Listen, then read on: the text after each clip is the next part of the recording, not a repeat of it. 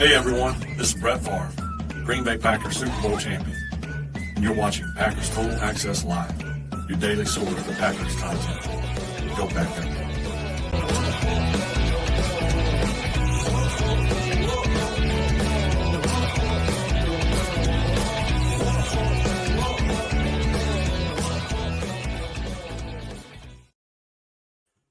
What's up, guys? Welcome into Packers Total Access. My name is Clayton. You can check us out on Packernet.com. Find me on Twitter at Packers_Access. We are live on YouTube, X, and Rumble here to talk some Packers, talk some free agency, as a couple more dominoes have fallen into place across the league.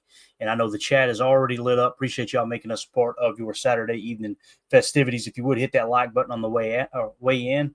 Friday evening. I apologize. Well, we got a day ahead here, didn't we?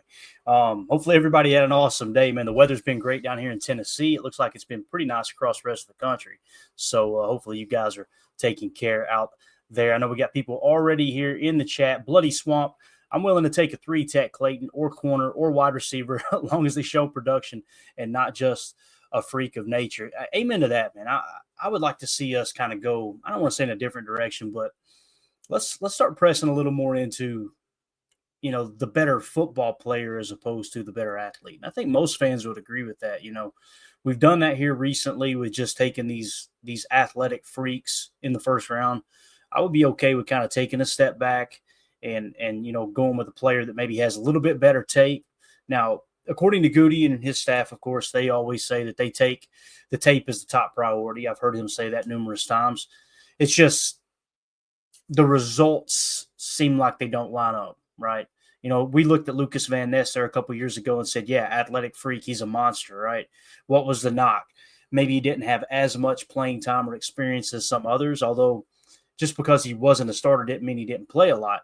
But you've seen other players that had a lot better production in college, and that's really what it comes down to is you kind of got a production grade and you got an athletic score as well. And you guys know we like to use, obviously, RAS for that on this particular program. So appreciate you swinging through there, Swamp. Greg Rice, we have a timestamp now, very official. I'm not sure what that means, Greg. Maybe YouTube changed something up, but hey, if it looks better, that's great. Now, Aaron Timothy, if I'm saying that correctly. We know that's too old for this, obviously. Timestamp, is that like AFAM's tramp stamp of a clock? Could be. He also goes on to say, fans, we don't sign someone they've never heard of. It's, quote, fire Goody. Fans, when we sign someone they've never heard of, it's fire Goody. Amen to that. Isn't that funny how that works? I will say this. It feels like there's more Packer fans speaking up this offseason from a sense of like, hey, y'all need to chill. Like, to sit here and pretend like we understand, evaluating a player like, say, an Aaron Banks more than an NFL front office is just silly. I mean, hopefully you guys have caught on to like how I approach this whole thing. I've been watching football for a long time, and I've really been studying football. And there's a big difference between just watching football and studying it. I've only been studying the game of football since probably about 2010. So I've got about 15 years under my belt now, 14, I guess, roughly. And I'm telling you guys, I don't understand this much of what Goody and his staff understands when it comes to evaluating a football player. That's just kind of how I choose to look at it. And I know there's some fans that think they've got a better understanding. I don't know, man. I just I can't allow my ego to get to that level. I think it's absolutely wild that some think that for sure. I see everybody in here. Good to see Coach Lynn. Appreciate you, man, swinging through. Aaron Rodgers, our Aaron Rodgers, not the Aaron Rodgers, said, question, with Quay future unknown with the fifth-year option, at 23, can you see Goot drafting Jahad Campbell, linebacker out of Alabama? I got a weird feeling it could happen. With those type of questions, Aaron, I look at it like for a couple of different things. All right, what's the team need right now? What does the board look like? Does it look like he might be worthy of that 23rd pick? And also, is there precedent for Goody to take a linebacker in the first round? I think all three of those are yes. Now, does that mean they're going to take him if he's on the board at 23? Not necessarily. It just depends on what their board looks like. But when you look at our board, it does line up pretty perfectly. Matter of fact, we're already I had a screen ready to share. Let's just go to the draft board real quick. Let's just kind of hang out and talk a little draft for a second since we're flying solo. And shout out to Tim. Tim muscled through the morning show. You can obviously tell he felt really bad. He's battling an illness. Jacob's out with family tonight, and Emilio is somewhere out of the country, which don't be surprised if he never comes back. All right, that wouldn't surprise me one bit. So when you look at Jihaad Campbell on our draft board, you can see him right here in the 23 spot now, or in the 22 spot. Notice it says 23. That's because we got a placeholder at the top. I've had so many people correct me and go, "Oh, he's actually here." There's a placeholder at the top, so he's actually 22, or any particular player that you see that number on the left. It's actually one player lower or higher on the board, I guess you could say. So Jihaad Campbell coming in at the 22 spot on our board as it sits right now. And I'm trying to think what could change that. The only thing that can really change his ranking, his grade is not going to change unless Greg Cosell thinks very, very highly of him. If Greg Cosell comes out and I catch him on a podcast or on a film breakdown saying, "Hey, Jihaad Campbell's the real deal, really like this guy," that type of thing, then he'll get another bonus. But right now his score or his grade on our board is a 25.3. Okay. And I say that he can't drop down any further unless someone leapfrogs him for this reason. We've got all the information in, guys. We got the 2023 PFF grade. We got the 24 PFF grade where he was 66, the 66 linebacker graded, right? The PFF big board at the end of the college football season had him in the 38 spot. Consensus big board had him at 32. Daniel Jeremiah, this is really exciting, has Jihaad Campbell at 13. Guys, that's nothing to just roll your eyes about. Like, the fact that Daniel Jeremiah has him that high on his board says a lot. Now, Dane Brugler, another draft expert, right? He's got him in the 23 spot. Kyle Krabs had him at 40 in his initial list, so obviously that pulls him down on our board a little bit. And he scored a 9+ RAS, which Goody loves his athletic freaks, right? So that's going to put him in that 25.3 grade. So with all that being said, I could see it, Aaron. If we run it through those three filters, right? Is there precedent for Goody taking a linebacker? Yes. All right. Is there a need on the team for a linebacker? I say yes, because we don't know if Quay is going to be that linebacker alongside Edgerrin Cooper, right? We don't know if he's going to be that long term, and it depends on whether or not they can work out the contract and all those things. They've got one more spot, in my opinion, on their roster for a linebacker. Right, we talked about, in my opinion, you need to carry at least 5, and I think we've got 4 on the roster right now, which we talked about earlier today. Now, Eric Wilson was that one. Like, if Eric Wilson returns to the Packers, you don't really have that spot unless you're going to carry 6. But Eric Wilson signed with the Vikings. He goes back to Minnesota now, so now you've got that extra slot open there. You're looking for a backer, and let's say Jihaad Campbell is hands down the best player on Goody's board when we pick at 23, right? And he checks all the boxes, and Goody takes him. Now you back off on, look, let's don't overpay for Quay. Let's see what Jihaad can do. It doesn't mean Jihaad Campbell is going to be starting next to Edgerrin Cooper over Quay, but you get a look at him in camp, right? You get a look at him in the offseason. You get a look at him in camp. You get a look at him in preseason. And then, I don't know, 5-6 weeks into the season, if you look up and go, man, I think he's better than Quay as a rookie, then you do what you did with Edgerrin Cooper. You throw him in the lineup. Now you don't have to pay Quay. You got Jihaad Campbell on a rookie contract for the next 4 years, alongside Edgerrin Cooper on a rookie contract for the next 3 years, alongside Tyron Hopper on a rookie contract for the next 3 years, alongside Isaiah McDuffie, who obviously just signed a little extension there as well. What did he get, like 2 years? I think he's under contract for us. So I think it makes a lot of sense, man. Now, in a perfect world, would I want that to happen? I actually wouldn't. I want him to take the best player available, but I have a hard time believing there's not going to be a 3-tech or an edge that we like a lot more, or even an offensive lineman. I still don't think we're done there, to be honest with you. I think that if the board falls just right, let me give you an example. Like, let's just work from 23 up here. We got Jihaad Campbell in the 22 spot, I should say. All right. Let's say everybody above Jihaad Campbell, right? Let's just walk it back and say that the 5 right above him on our board are available when we pick at 23. Will we take Malachi Starks over Jihaad Campbell? Probably not. I feel good about the safety position. I really do. I don't think it's like a glaring need. And what I mean by that is, obviously, you've got Xavier McKinney under contract for the next 3 years, I believe. You've got Evan Williams on that awesome rookie contract. What was he, a 4th-round pick, if I remember correctly? He's got 3 more years left on his deal. You're kind of okay at safety. So I would prefer Jahad Campbell over Starks. Would you take Jahad Campbell over Simmons, offensive tackle out of Ohio State? That's tough for me because obviously when you see these names in the green, that in my opinion are positions of tier 1 importance, meaning it's at the top of the list. The blue, which Jahad Campbell's in, are the tier 2 positions. So safety, post safety, which safeties need to be able to play both positions in the NFL today. That's why I list all the safeties in blue just to make us, okay, go check, see if he can play post. More times than not, you find out every safety in college, yeah, he's got over 100 snaps playing post safety. He can play post even though he played the majority in the box because you want those safeties to be very interchangeable when you're trying to sugar an offense, when you're playing D in the National Football League. So Josh Simmons being at offensive tackle is a tier 1 position in my opinion. So you would place more value on him than Jahad Campbell. Let's say they've got the same score. And when you look at the tiers and how our tiers are going to break down in increments of 5 points, Jahad Campbell is a 25.3, okay? And Josh Simmons is a 23.9. So Josh Simmons, offensive tackle out of Ohio State, would be 1 tier higher than Jahad Campbell. So with that being said, now you've got 2 check marks for Josh Simmons. This is if Goody's board lines up like ours, okay? Just assuming that.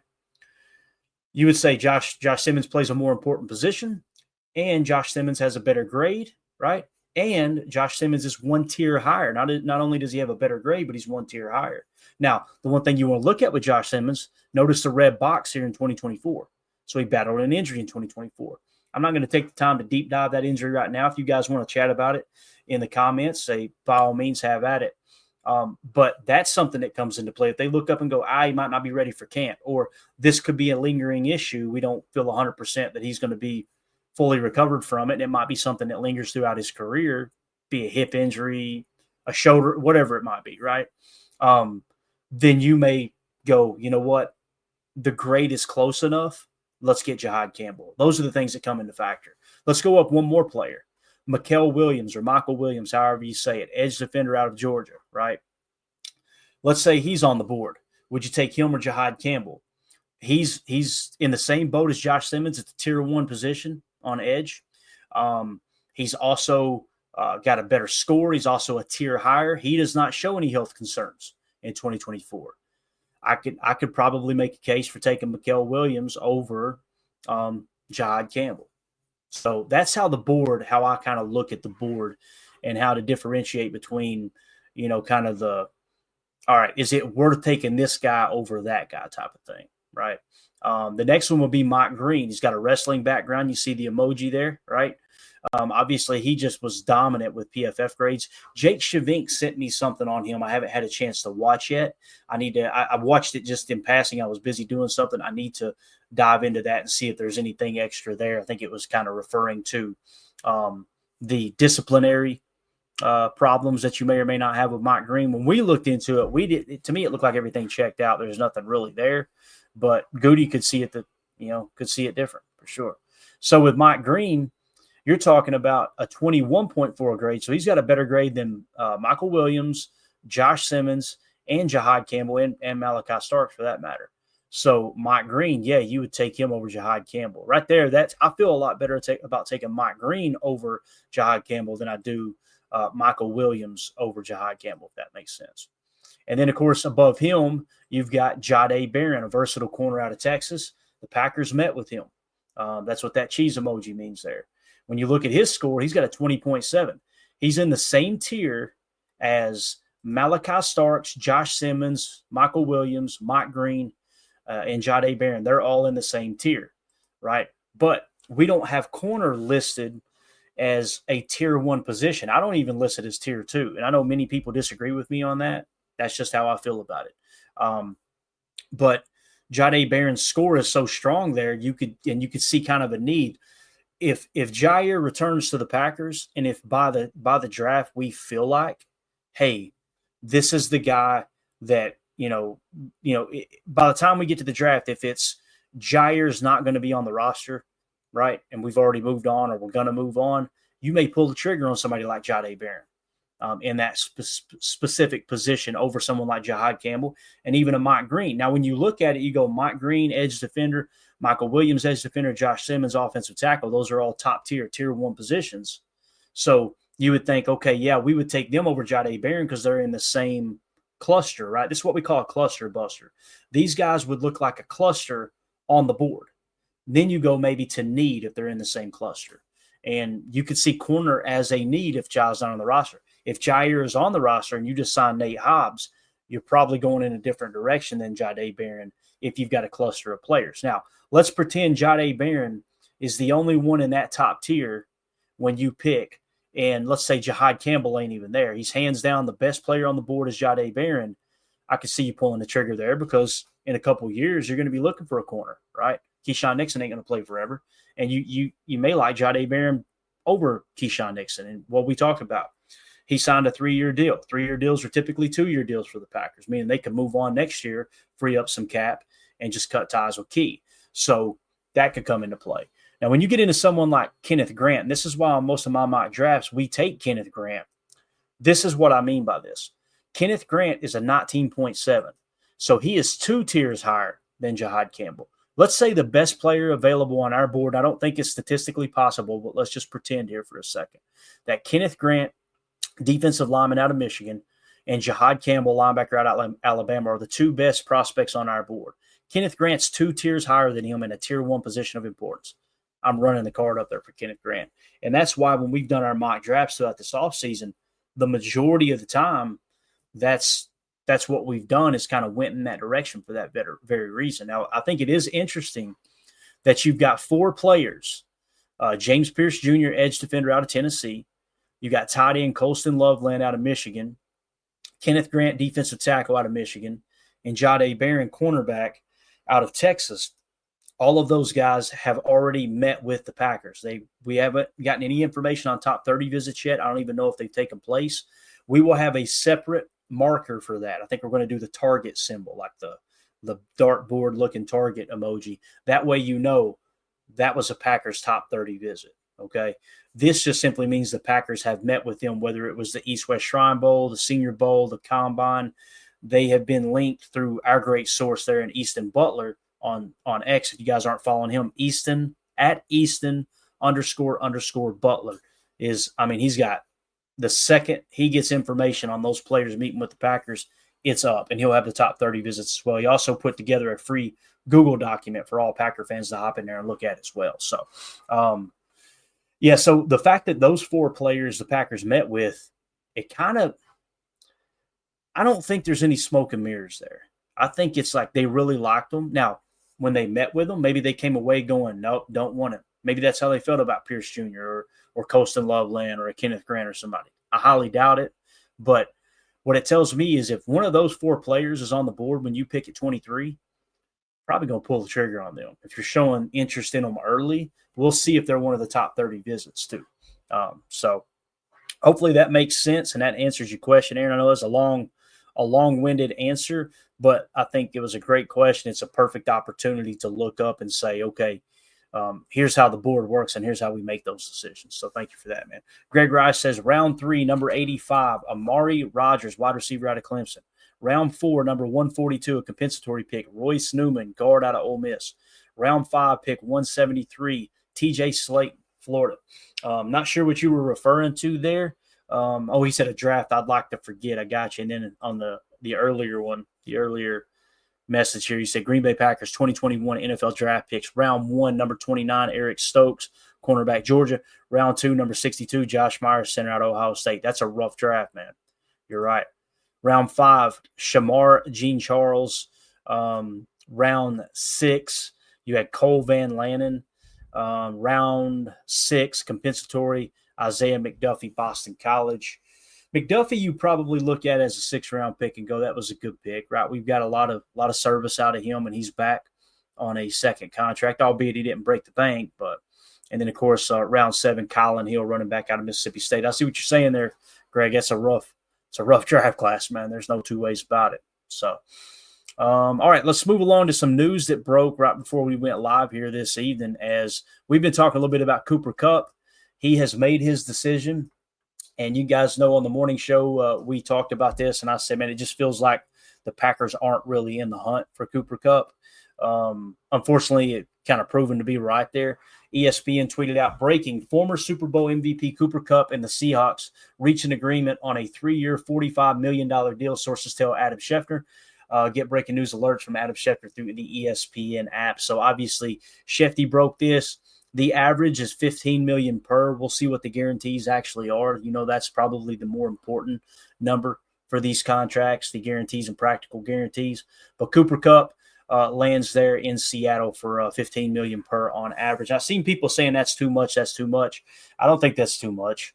If you've seen enough to go, hey, look, we think he's healthy, we think he's going to be good to go, and you get a solid slot receiver out of that. Here's the thing too: they've already got JSN, but Cooper Kupp can move around. You know, when people talk about these slot receivers, they act like that's the only thing they can do, and in some cases that's true, but most of the time, you know. You look at somebody like Cooper Kupp, he can run every damn route on the tree. And he may have lost a step with the injuries, but I'm telling you, man, those type of receivers, if they stay healthy, and it's a big if, I got you, you can manipulate the defense and you can get separation through route running. Now, looking at the analytics, it looks like his separation has tapered off the last few years. But who else do you have in Seattle? You know, you got JSN, you just traded DK Metcalf. Tyler Lockett was cut and let go. You see what I'm saying? Like that, to me, I think this is a decent move for them. And again, it's probably going to be structured in a way that they can move on after 1 or 2 years. It's a 3-year deal, which means it's really a 2-year deal. And honestly, if there's even less guarantee than we think there might be, you could probably move on after 1 year and it not be a huge detriment to your ball club. So there you go. Cooper Kupp lands in Seattle. Let's go to the Patreon group. We had a couple questions, couple comments in here. Appreciate everybody who's joined the Patreon group. By the way, we're going to end the show tonight with a giveaway. Anybody who's a member of one of the 3 tiers in our Patreon group as of midnight last night. So don't go run and sign up thinking you're going to get into this giveaway. I don't want to mislead you guys, okay? But if you want to sign up and support the stream, it's just a way for us to give back to those who support us. So we will be giving away an autographed Lucas Van Ness jersey tonight. We'll spin the wheel here live on the air. Also, the YouTube members are a part of that as well. So, for everyone who's a member and I always highly recommend join the Patreon group over a YouTube membership because I feel like you get more out of the Patreon group. You get a cool little logo next to your name on YouTube and it says you're a member and all that. That's great. But with the Patreon group, you got access to our draft board.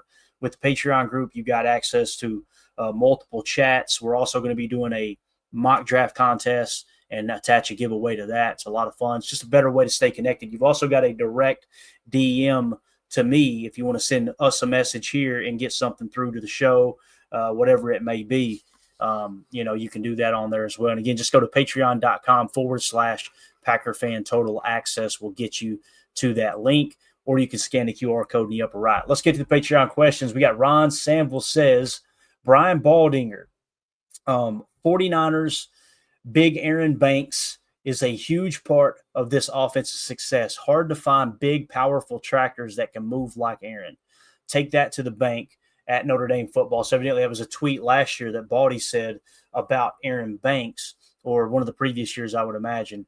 Is that what Goody sees as well as what Ron asked? Ron, I think that's exactly what he sees. The other thing that we tried to explain, sometimes when you see these signings happen that catch us off guard, they catch you off guard for a reason. We don't have access to Goody's draft board. And you're going, draft board, Clayton? He's been in the league for 3 years. I know he has, or 4 years, however long it's been.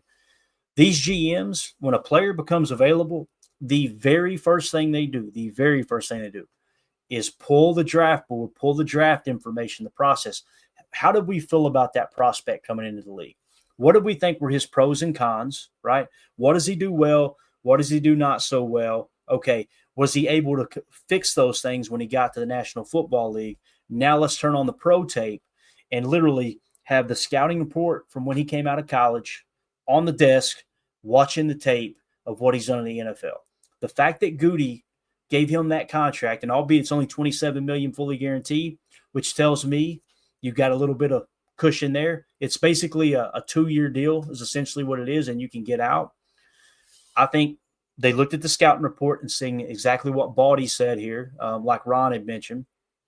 Big physical dude. He moves well. Watching him on pin and pull plays is phenomenal. Him being able to get lateral, right, and not pancake a guy, but allow them to do a pin and pull or just even a deep toss play, and him be able to shuffle over horizontally and be able to block a nose tackle to allow that run to kick outside. He's got all the athleticism you need in a player. He's got the size, he's got the quickness, all those things. You look at his 40-yard dash, you think he ain't that quick. You turn on the tape in the NFL and you go, man, this guy can really get to the next level. Now, they said the same thing about Josh Myers, but the difference, in my opinion, between Banks and Myers is Banks arrives at confrontation a little more under control than Myers does. Myers got out there and was just kind of like, okay, what do I do now? To me, Banks looks like he understands how to block on the go better than Myers. And I know there's some folks going, well, Clayton, he didn't replace Myers. Really, he did. Kicking Elton over to center, obviously he takes over Myers' spot, but you're replacing, of those 5 that you had last year starting on the offensive line, you're replacing Myers with Banks is what you're doing. So I think it is an upgrade after watching the tape. And I think that's probably what Goody did, was he pulled the scouting report, looked at the NFL tape and said, let's go give this dude a little bit of a bag and get him in here. We need to shore up that offensive line. We feel vindicated here. And I say we, me, Tim, Emilio, Jacob. When that Philly game wrapped up and you wait, a week, 2 weeks, 3 weeks down the road, and there's people going, we need a number 1 wide receiver. We needed this. We needed that. Why did we get our ass kicked by the Eagles? It's real simple. It was in the trenches. All it took was one injury and the thing fell apart on the offensive line. So we were one of the few people going, man, you better shore up that offensive line. Man, we better not take an offensive line in the first round, or we better not spend a bunch of money on an offensive line. We got other needs. I'm telling you, 3-tech and interior offensive line was the big glaring things that popped out to me in that Philly game. And that's who you're chasing right now. Let's be honest. That's who you're chasing in the NFC. That's who you're chasing across the entire league. Those are the champs. So I like the signing, and I'm glad you brought that up, Ron. That's awesome that's what Baldy said about him for sure. And again, that was back in January of 2024, it looked like. Josh Martin, what do you think about signing Nick Chubb for 1 year, $3 million, prove it type of deal? I pulled his PFF grades, and I'm not going to put them on the screen here, Josh. I think it's a fascinating idea, dude. His PFF grades starting in 2018. Listen close to these guys. 86.4, 88.7, 87.9, 81.7, 90.3, 81.6, and then last year he dropped off to a 57.5. Now, here's the deal. Coming back from that nasty, nasty injury in 2023. 2023, he only played 54 snaps, got hurt, and then, of course, in 2024, he came back. If I remember correctly, that's how that happened. He came back in week 7 last year and stayed healthy through week 15, but coming fresh off that injury, performed really bad at a 57.5. You also got to take into consideration the Cleveland Browns passing game was garbage, if I remember correctly, too. They had a decent defense, and the focus was just stop the run, and we can beat the Browns. That's really what that came down to. The chances of him returning to that 2023 and 2022 form, with him at 29 years old and coming off that major injury, it might be somewhat slim. But like what Josh Martin's saying here, if you give him a 1 year, $3 million deal and, hey, prove it, what do you got to lose? You may get him into camp and then by week 2 of the preseason go, boys, he's done. He's out. The tank is empty. The injury was too bad. You just cut ties and move on. I think it's a hell of an idea, Josh. The reality is he's going to be battling Chris Brooks for the number 4 back, right? That's what he's going to be battling for. If he comes out and he's just flat as a hammer, all right, you cut bait and you move on. You keep Chris Brooks, you're good to go. And you rotate Chris Brooks on and off the practice squad as you see fit. But if he looks like, damn, he's still got some gas in the tank, the fact that you would have Josh Jacobs, Emmanuel Wilson, and now Nick Chubb, one of the former, some would say he was the best running back in the league during his prime, right? And Marshawn Lloyd, if he's healthy, that's an interesting backfield right there. And the way that we ran duo and we changed up our run scheme from the wide zone to more of a duo and an inside look and some counter and pin and pull and things like that, that kind of fits what Chubb does, in my opinion. So I think it's a good idea, Josh. I hadn't really thought about it much when I pulled the PFF grades reading your question in the pre-show. Makes a lot of sense, man. I'd be totally on board with that. Again, for the right price, right? What do you got to lose? Why not? Just it's kind of like what they did with A.J. Dillon in Philly, right? There's a decent chance he gets cut before camp even ends. And if that happens, what was hurt? You notice they didn't mention the contract details. To the best of my knowledge, I still haven't seen them. What was that contract truly look like with A.J. Dillon? If he got more than his market value or he got more than he got with his last deal, I guarantee you the agency would have pumped those numbers out. It's probably much like what Josh Martin's saying here, a one-year prove-it deal. The other question, though, Josh, is would Nick Chubb accept that contract? Probably not. If I was coming back from all that nasty rehab and everything, I would honestly look up and go, you know what? I've made pretty good money while I was in the league. I want to be able to enjoy the rest of my life. It's going to have to be a pretty sweet deal for me to come back. And a pretty sweet deal might be a team offering him $6 million per, $7 million per. He may have a $5 million cutoff and go anything less than $5 million, I'm not going to risk it. That could be the case too. So just keep that in mind there as well. But yeah, I think that's a good question, man. Very, very interesting question for sure. All right, Nebraska Rev. Heard your conversation on Friday about linebacker. Do you think that they may view Wilson as too much of a progress stopper for Hopper and potentially a new draft pick this year? In my opinion, if you are playing the best man, Wilson would start ahead of Hopper until Hopper gets more reps. I think you hit the nail on the head, Rev. What happened today, right? You had Eric Wilson sign with the Vikings, and that's probably how Goody looked at that. And Tyron Hopper, guys, he was a third-round pick. He fit everything for the Packers. Again, on our draft board from last year, I've talked about this numerous times. We had 6 players that we lit up in purple, and we're going to do the same thing this year. If I remember correctly, what that meant was that player met all the physical thresholds that the Packers like based off of past experience, again, precedent, at that specific position. They also were a top 30 visit as well. And I want to say it was something we tried to attach some kind of scheme aspect to it as well. Those players were Ray Davis, running back out of Kentucky, Michael Hall Jr., defensive lineman out of Ohio State, Marshawn Nealon, edge rusher out of Western Michigan, Austin Booker, edge rusher out of Kansas, Katan Oladapo, safety out of, Oregon State, I believe it was, yeah. And then, of course, Tyron Hopper out of Missouri. So 2 of the 6 players that we highlighted as these are the guys that are perfect fits for the Green Bay Packers. I mean, perfect. Everything the stars line up. We hit on 2 out of 6. Pretty darn good, right?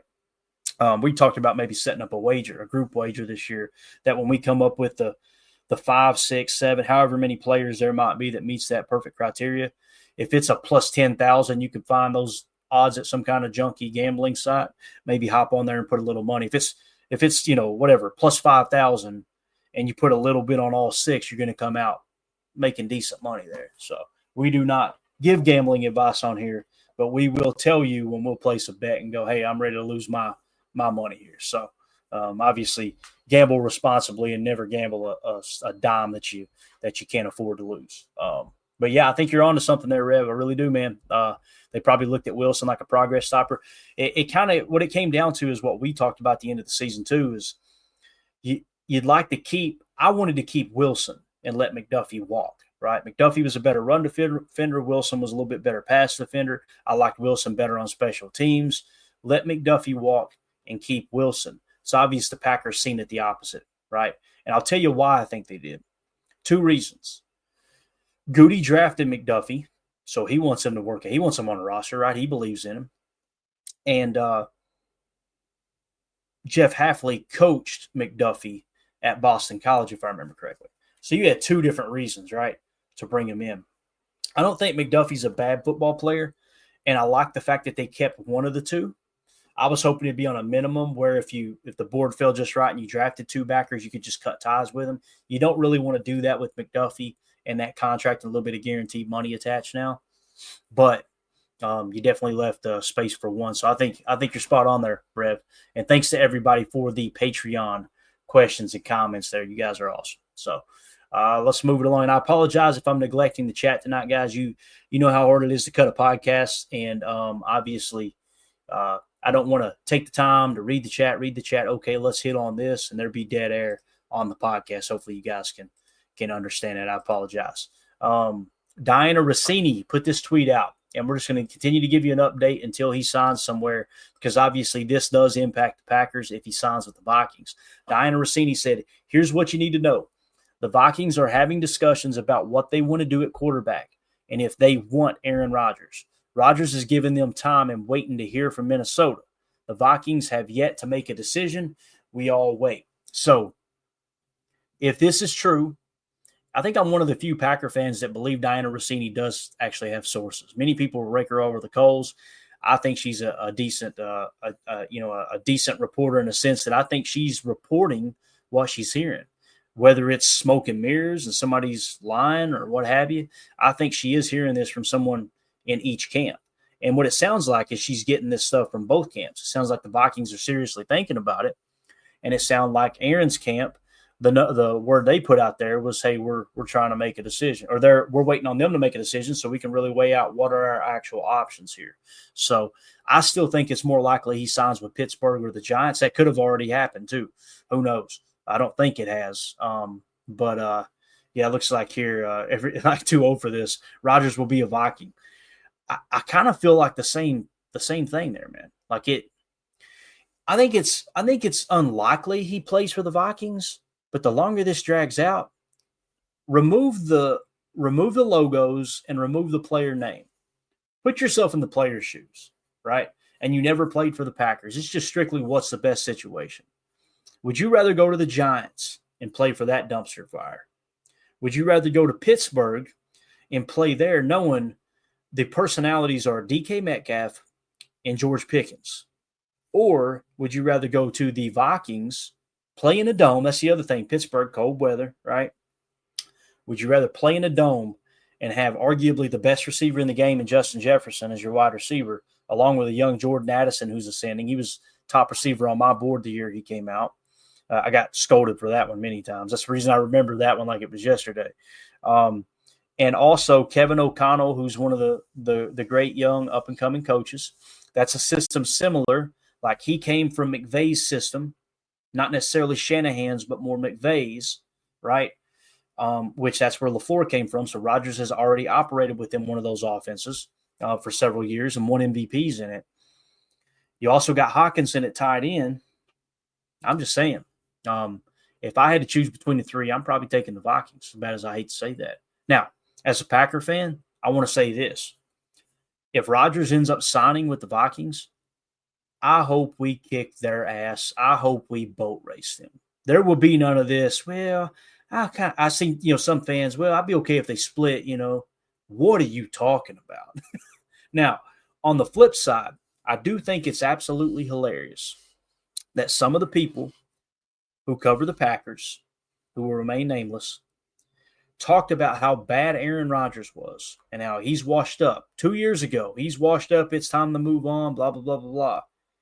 And now they're literally tweeting out and saying things like, yeah, it worries me he might sign with the Vikings. I thought he sucked. What happened to that energy? Like, he's still Aaron Rodgers. He's not the Aaron Rodgers of old, but put him in an offense with weapons around him and just let him kind of pick and choose. I could see that being a possibility. So hopefully he does not go, right? Hopefully he does not go to the Vikings, because what I would rather see him do is either play in Pittsburgh and see if he can make a run at a Super Bowl. And, hey, let's meet him in the Super Bowl, a little Super Bowl rematch, right? Steelers, Packers, and then let's just boat race him there, and it'd be fun to watch Aaron play another year. But the second thing that I would like to see him do, I wouldn't like to see him go to the Giants because I think they're going to get their butts kicked the entire time. I'd like to see him retire and come on back to Green Bay, and let's hang the 12 and get him in the Packer Hall of Fame and have a big celebration. Welcome home, Aaron. Welcome home, Aaron. That's what I'd like to see happen. So, but it does kind of feel like there's some steam picking up here with Rodgers going to the Vikings. I don't know. What do you guys think in the chat? Just a yes or no here. Do you think Aaron will play for the Vikings? Yes or no? I want to see how many yeses and nos come in. You don't have to put an explanation or anything. Yes or no, will Aaron play for the Minnesota Vikings? That'll be an easy one for me to rattle through the comments here real quick and get everybody's take. It might actually be a good poll question. I just don't have time to set it up. Ben Holden says no. H.E. Solder says yes. He's got some of that PTSD from the Favre days, right? Chuck Jagger says no. United Bates, no. Paul Smith, no. Y'all making me feel good now, making me feel like it might not happen. Coach Lynn, yes, unfortunately, with the sad emoji. Clint says no. Jeffrey says no. 2-0 for this says, if Aaron Rodgers goes to the Vikings, I'll buy a Jordan Love Jets jersey. You know what's happening on down the road, right? It's coming like a freight train. Prince says no. Mr. Larry says no. Greg Rice says yes for his transition to the dark side to be complete. Joseph says yes. Chris says hell yeah. Man, sorry, Chris. That's too emphatic there, buddy. I don't like that. I don't like that at all. So, all right. It looks like am I wrong, guys? It looks like it's kind of split, right? I don't want to take the time to count them off and put boring content out here, but I don't know. It looks like no one. No one, but there were several yeses for sure. So, Clint said he's going back on Jeopardy. There you go, man. All right, got it. All right, so there's the latest on Aaron Rodgers. There's a couple other things I wanted to hit on real quick. I don't think we're going to have time because we're at the 40 mark.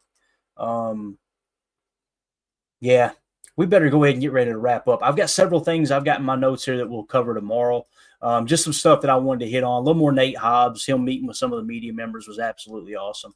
We'll hit on that. We got some contract talk we want to hit on. We got a couple mock drafts. Jacob Westendorf did the most recent mock draft on the NFL mock draft database. He did a complete mock draft for the Packers. That was an interesting one. We got several things. We can do the consensus mock draft as well, and kind of show who do they have going to the Packers there. And I think you guys will be pleasantly surprised with the results for that. So we'll hit on that tomorrow. But right now, let's do the giveaway. Let's give away an autographed Lucas Van Ness jersey. And just so everybody knows, the way I do the giveaways, it usually takes, I'll do 2 giveaways a month minimum, and sometimes we'll surprise you with 3 or maybe even 4. So what I do is I send this stuff out once a month. So like our last winner, I'm trying to think of who it was, Jordan, I believe it was maybe. I don't want to misspeak here. I want to give a shout out to him and let him know, hey, we ain't forgot about you. This is just how we have to do it to make it make sense for all the shipping, because I got to pay shipping on this stuff, and it does get pricey, and I try to do it in an orderly fashion. But yeah, it was Jordan Taylor. So what will happen is we get the winner here. We'll get everything together, and then probably in the next week or 2, we'll have both of those shipped out to the winners. So again, this is for the autographed Lucas Van Ness jersey, and we'll try to keep the ads at a minimum here. And we got everybody's name on here. If you're a member of the Patreon group, if you're a member on YouTube, that's how you get yourself entered into these drawings, as well as the questions that we just covered as well. So what we're going to do, somebody in the chat as quick as possible. Get ready. You ready?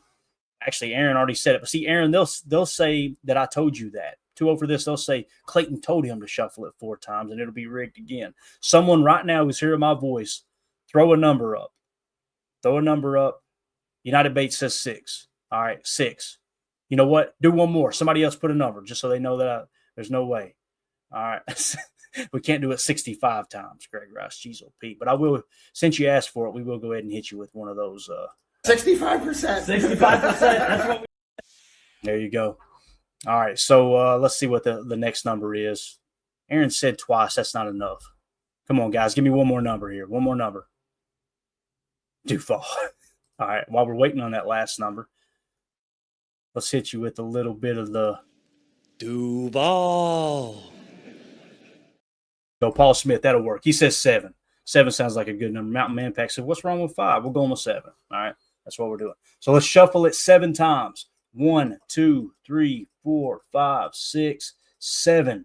And let's spin this sucker. What we're going to do, guys, we're going to pick 3 names. The first one it lands on wins the jersey, wins the autographed Lucas Van Ness jersey. The second one will be the backup if that person has fell off the face of the earth and we can't find him. And then if that person fell off the face of the earth, we'll also have a third. All right, here we go. Let's spin it. The winner of the autographed Lucas Van Ness jersey from our Patreon group and our YouTube members list is Hardy the Prophet. Hardy the Prophet. All right, let's write it down here. Hardy the Prophet, you are the winner of. It's funny too. Hardy's always in here donating and everything, man. That's awesome. That's awesome. Hardy the Prophet is the winner of the autographed Lucas Van Ness jersey. All right, now let's spin it 2 more times in case he's left the country or he's down there hiding out with Emilio. All right. So the second place winner, if we don't hear from Hardy the Prophet, will be Chris G. Chris G is the second place winner. And then, of course, the third place winner, in case we don't hear from either of those guys, is going to be in this. Larry McCarron's pinky is just absolutely awesome, is it not? You know how many games that pinky helped the Packers win right there? Jabin Tebow is the third place winner. So there you go. Again, Hardy the Prophet, you won the autographed Lucas Van Ness jersey. Do me a favor, man. If you're in the Patreon group, send me a DM as soon as possible. If you're not in the Patreon group and you're on YouTube, shoot me a text. 865-658-5824 will be the easiest way to get a hold of me that way. And I got to get caught up on the text too. I apologize, guys. It's been hectic getting back and forth to the hospital. I'm trying to key in on the Patreon and make sure that those guys and gals that are supporting the show, that we're, holding up our end of the bargain there. So too old for this says congrats to the rigged winners. There you go. Right. He won, Greg Rice, that's what he won. He won an autographed Lucas Van Ness jersey, just like this one right back here behind me. That's the second one we gave away this month, actually. So we got some other stuff. So we got a Robert Brooks jersey in the mix. That's going to be one of the giveaways coming up. We've also got a really cool Catano Ladapo autograph rookie card. We've got an autographed Javon Bullard rookie card, an autographed Bo Melton rookie card, an autographed Sean Ryan rookie card. And we've also got, I hate to give this one away, but I'm going to honor it because Jazambi was so kind to donate this to the show. We got a jersey, I think what they call a jersey swatch is what it is, swatch, whatever. It's like a little piece of the jersey, and underneath it is an autograph from Mason Crosby. So I think it's a game worn, if I remember correctly. Typically, those are game worn jerseys, but got some really cool autograph cards we're going to be giving away as well. So Aaron says he wants a Bostic jersey, but you should be able to find those on eBay really easy. You go to eBay right now, somebody might pay you to take them off their hands. Now, listen, no Bostic hate here. I like Bostic. He's a fun follow on Twitter. He still supports the Packers, so we support him. Yeah, I'm with you. Coach Lynn says Oladapo's a stud. Wouldn't be surprised if that ends up being a nice card moving forward. The Javon Bullard one too seems kind of interesting, right? You never know. He might really. I hope he just comes out like gangbusters this year, man. I really do, because he's caught a lot of hate from the fan base, portion of the fan base. And I thought Bullard did everything he could last year as a rookie, playing two different positions and filling in when injuries happen and this and that. I like him in the slot way better than the safety. So, yeah, that's so wrong, dude. I ain't even going to read that. Too old for this. Don't be a jerk. All right, we're out, guys. We'll see y'all tomorrow. Probably won't be a morning show. We're going to do an evening show tomorrow night. We'll bring you all the latest news and everything. Like I said, we had several topics to hit, but the voice is going to start going when you're talking by yourself for 45 minutes. And I'm sure some of the guys may be back tomorrow. So, yeah, Greg, we can't do it, man. We can't do it. He said, mock. We can't do it. I'm sorry. I'm thinking about it. But, all right, we're out, guys. Appreciate y'all. We'll see you tomorrow. If you would hit that like button on the way out. Everybody have a wonderful evening. As always, let's go out and make a little difference in this world, all right? Let's be the change we want to see in this crazy ball of mud spinning through space, allegedly. Those of you flat earthers out there, like Jacob. I just made it up. Jacob probably ain't a flat earther. I don't know. He kind of looks like one. We'll talk to y'all soon. And we go. We're out. Bye, guys.